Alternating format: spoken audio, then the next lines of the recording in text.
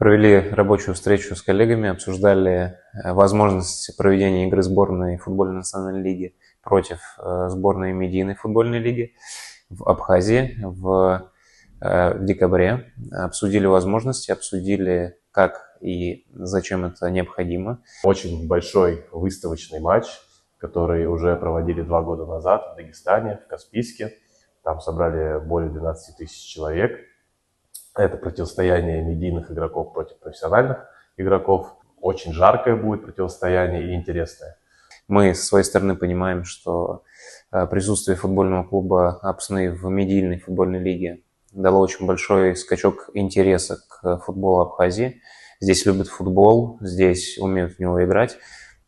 И на самом деле для нас очень важно, что руководство это поддерживает. В составе 2 команд будут выступать футболисты из Абхазии, как футболисты из футбольной национальной лиги, есть и в первой лиге, и во второй лиге ребята. Также за сборную медиалиги также будут выступать представители и футбольного клуба «Апсны», медийного футбольного клуба «Апсны», и также ребята из Абхазии, которые играют в российских медийных клубах. Мы хотим, чтобы футбол, в том числе футбольная национальная лига и наша сборная, сделала этот праздник футбола, и население и жители города Сухум и Республики Абхазия пришли поддержать и тоже получили футбольный праздник и положительные эмоции. Матч масштабный не только для Абхазии, а в принципе для российского футбола будет проводиться в Абхазии. Это очень полезно для рекламы Абхазии в целом, со стороны спорта,